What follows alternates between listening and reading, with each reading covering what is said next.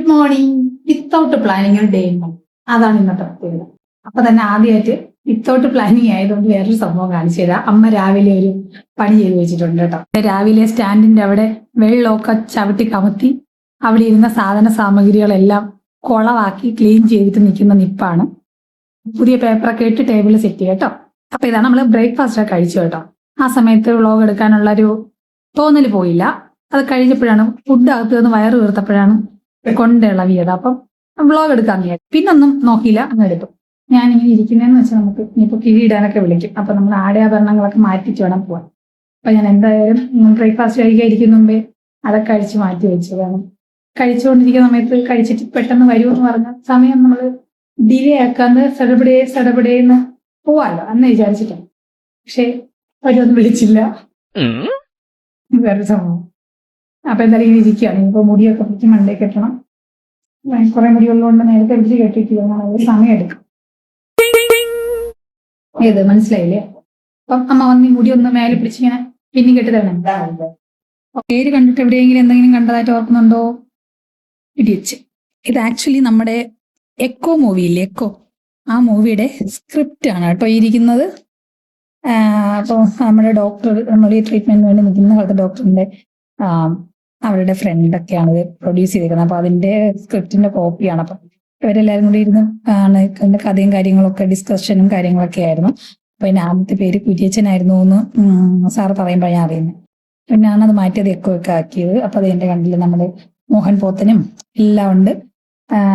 നമ്മുടെ മ്ലാത്തി ചേട്ടത്തി, പാപ്പച്ചൻ, അങ്ങനെ എല്ലാം ഉണ്ട്, ഫുള്ളുണ്ട്. ഞാനിത് കുറച്ചൊക്കെ നമ്മൾ സിനിമ കണ്ടതുകൊണ്ട് വായിച്ചപ്പോൾ എനിക്ക് കിട്ടി.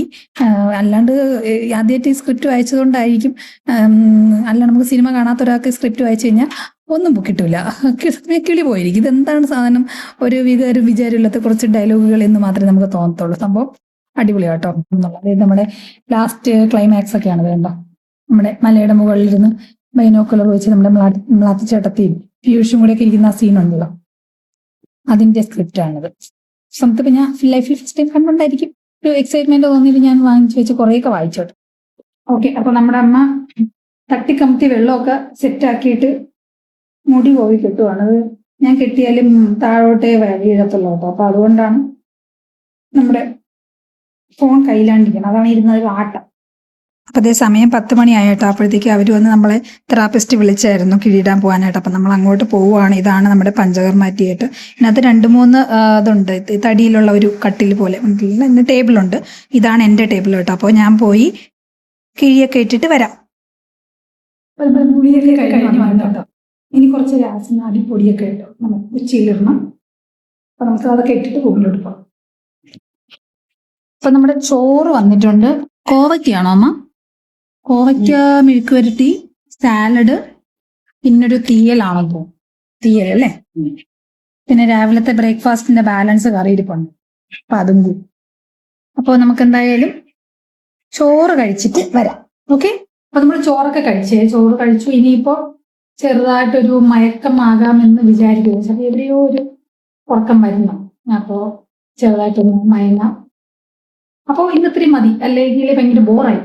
ഓക്കെ, അപ്പോൾ നമുക്ക് വേറൊരു ദിവസത്തെ വേറെ കുറച്ച് വിശേഷങ്ങളൊക്കെ ആയിട്ട് കാണാം. Okay, bye bye.